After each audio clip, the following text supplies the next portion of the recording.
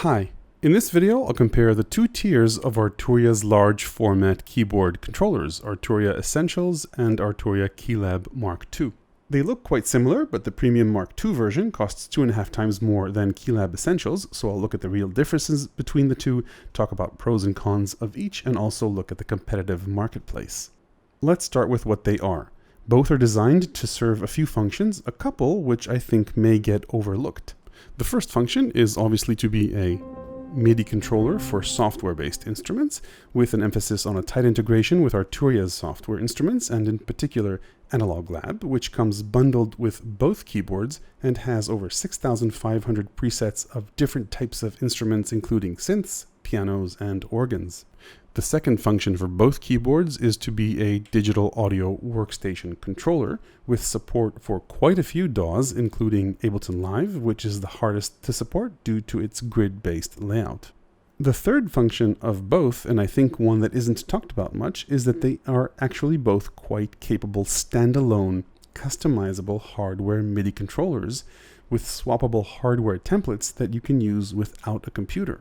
And the fourth purpose, and this is relevant just for the higher end Mark II series, is to be a hardware/software bridge between MIDI and modular gear and your computer. Now let's take a closer look at these one by one. I'll be using the 61 key version of the cheaper KeyLab Essentials and the 49 key version of the higher end KeyLab Mark II, but both come in both 49 and 61 key versions, and there are black versions of the Mark IIs as well. In terms of hardware differences, visually, what you'll notice first are 16 pads instead of 8.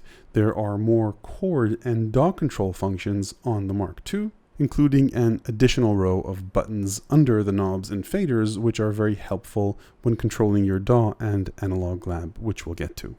The physical build of the body itself is different between the two. KeyLab Essentials is plastic and the Mark II is aluminum with real wood on the side. The wood is less important to me, but you do notice the difference in overall sturdiness and premium feel on the Mark II. Though frankly, if I had to choose which of these to take on the road, I would probably pick the Essentials because it's much lighter than the Mark II due to the aluminum body. The actual keys themselves are different. The Mark II keys are taken from Arturia's flagship Matrix Brute synth and have aftertouch, in this case vibrato, and that doesn't exist here. But the velocity sensitivity actually works quite nicely on both.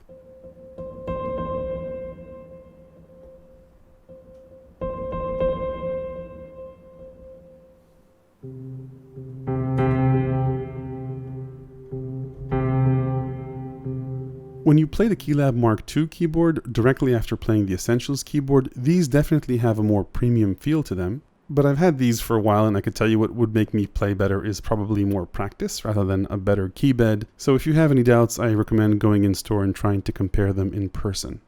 The knobs and sliders on both keyboards feel very similar, but there's more travel here, which gives you finer control. The pads on both are velocity and pressure sensitive. The ones on Essentials actually stick out a little bit more, and I kind of like that. And the rest of the buttons are clickier and feel a little bit more professional maybe than on the Essentials, but that's not a big deal in my opinion. Both controllers have three main modes, either controlling Analog Lab 3, controlling your DAW, or the user preset templates. Both KeyLabs support user templates where you can configure every single knob, slider, and most of the buttons to do anything you want with your software or hardware synth. There are 6 such presets on KeyLab Essentials and 10 presets on KeyLab Mark II. So you can store different presets for each of your synths, and because both controllers have both USB and MIDI outputs, you can actually create presets that will control hardware synths, not just software ones. And because you can easily move from one template to the other, you can control quite a few synths from one central location. As you create your own templates, you can give each knob or slider or button its own name. So for example, in the user template here, I gave this knob the name Rev2 filter, which is what it's designed to do, control the Rev2's filter as an external synth. And that's very useful. With so many controls, you might forget what each one does. It's nice to get a reminder on screen. You can also have each encoder, fader, or pad control a different parameter on a different MIDI channel if you want. Plus you can customize the pad colors, which is cool. There is no MIDI learn on either device, but on the KeyLab Mark II, you can program the function of every single encoder, including naming them using these controls and the menus on board. With KeyLab Essentials, you need to do that with the software on a computer. And per template, if you need that amount of control on the Mark II, you've got 3 banks of this group here. So instead of these 27 controls, you can swap between banks 1, 2, and 3, each having a different function for each of these different controls. Both keyboards can be powered just by USB, as they are here. They do have additional 9-volt inputs in case your USB port doesn't have enough juice or you want to work directly with hardware synths without a computer at all, and neither unit comes with a power supply. While we're on the topic of what both keyboards can do without a computer, you've got onboard MIDI channel selection using this button here and one of the keys. You've got octave transpose buttons on both, as well as semitone transposition on both. And both keyboards have an independent chord mode, though the one on Essentials is quite simple, and this one takes it quite a distance. The simple chord mode, and that's identical on both controllers, lets you hold this button, set up a chord, and then just play it with one key. Both keyboards have this simple chord mode. It's a nice touch that the notes of the chord are written here. And then the Mark II has 2 additional chord modes. The first is chord memory, where you can program 16 chords into each of these pads and just play them directly. And then you can play chords with your left hand and play whatever you want with your right hand. And then the second chord bank, an additional 16 chords, lets you choose a chord. It doesn't play it immediately unless you're in chord mode, and then it will use the keys to transpose the chord. And as I mentioned, these pads are velocity and pressure sensitive, so it's a nice performance tool. And of course, you can use these to play percussion or keys or individual notes as well. Now, one of the biggest selling points of both keyboards is the integration with Arturia's Analog Lab software. So what is Analog Lab, you ask? Well, aside from making keyboards and synths, Arturia really started out making software emulations of classic vintage hardware synths and electronic instruments. Over the years, their V collection, or virtual collection, has now grown and has recreations of over 20 different classic synths and a piano. And the interesting thing about what they do is, aside from recreating the sound, look, and feel of a synth, they also add optional modern features to it in the form of additional panels or effects, sort of like what the original manufacturer would be doing today if they created a new version of their gear with current technology. Analog Lab is a collection of over 6,000 presets from all these instruments, along with controls to their most important parameters in a unified and simplified interface. If you own the actual soft synth, you can open up access to all its parameters, and I made an entire video comparing Analog Lab to V Collection with a ton of sound examples, so check that out for more info. The integration between the controllers and the software is pretty tight. You can see preset names on screen and obviously on your computer screen as well. You can choose categories, again, on screen or on the controller. On the Mark II, you can also swap categories using these buttons. And I think most importantly, and this applies to both controllers, is the knobs and faders come pre-mapped for the individual preset based on what are the most interesting things you can control about it. So for example, in this stage 73 preset, I can control all these parameters.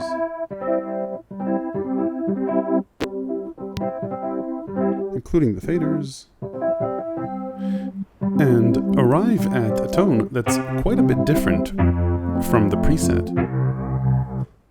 And having so many parameters pre-mapped this way solves, in my opinion, one of the biggest problems with software synths, and that's the fact that it's no fun to go around the screen with a mouse and try and move knobs. Like I said, you can drill down by category if you like, and there's also a split or multiple synth option, which lets you either split the keyboard into two different synths or layer them, if you like. Okay, let's talk about DAW control, or controlling your digital audio workstation. When you put either controller in DAW mode, the encoders will control the pan, left and right, and the faders will control track level. Both keyboards have transport control, a metronome button, an undo button, and the MK2 adds a separate punch in and out button rather than just one button for both. And it also has solo, mute, and arm buttons for the active track. The Mark II comes with overlays for popular DAWs, and both keyboards both support MCU and HUI or HUI controls, so they'll probably work with most DAWs out there. And the Mark II has the added convenience of having these buttons become track selection buttons. With both, you can move back and forth between the tracks using the arrow keys right here, and in Ableton you can move up and down the scenes using this main central encoder. The pads on both controllers become a small window into Ableton's grid.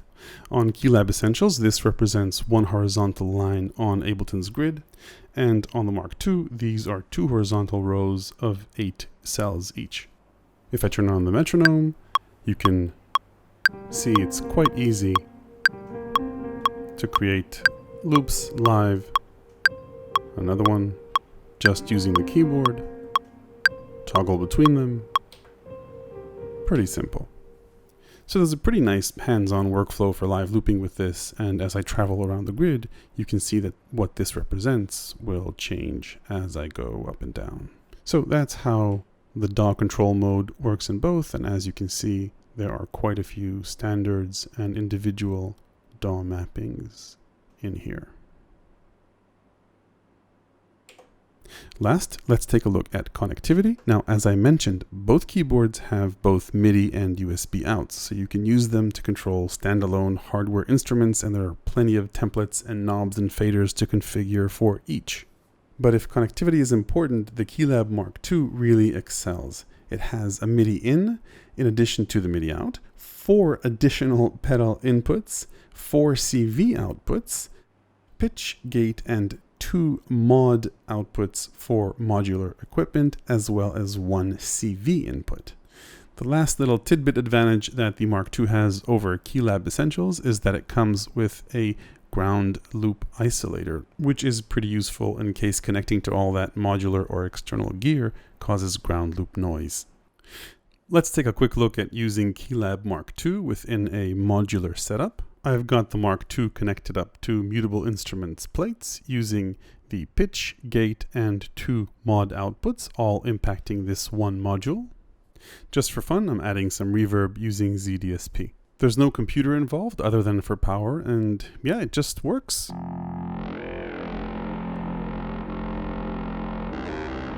I can play, I can use Aftertouch to control one parameter, and then got the mod wheel set to a different parameter. It's all quite simple, and there's no need to have a computer involved. You can just hook up the MK2 directly to your modular setup.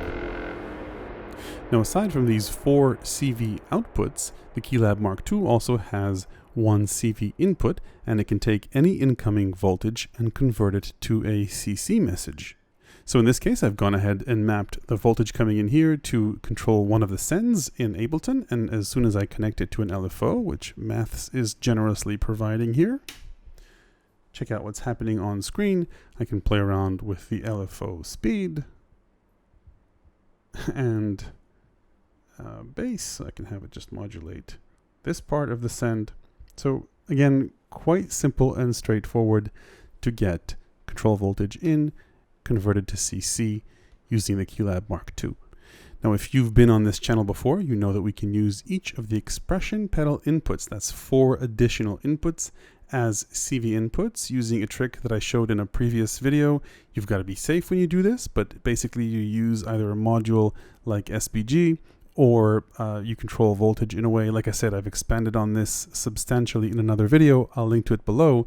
But looking at this all in all, you can get quite a lot of MIDI data out as CV and CV data in as MIDI through the KeyLab Mark II.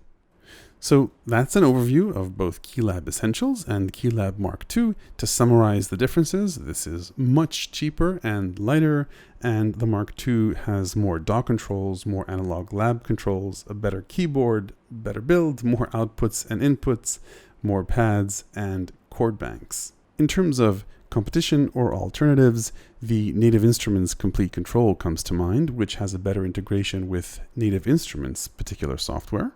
And there's also Novation's new SL Mark III, which has a built-in sequencer. One would hope that Arturia would also bring their sequencing know-how from the KeyStep and either bake it into this or make a KeyStep Pro. But for now, if you need built-in hardware sequencing, check out the SL Mark III from Novation. It is, however, another price tier up compared to even the Mark II, so there's that to consider as well. So that's pretty much it. I've got a book with electronic music ideas, tips, and tricks, like how to use the 4 auxiliary inputs on the Mark II as CV inputs for modular gear. That's on my Patreon. Check it out if you like. Hit like if this video was useful. Ask me any questions you want in the comment section below. Subscribe to see more videos like this. Thanks for watching.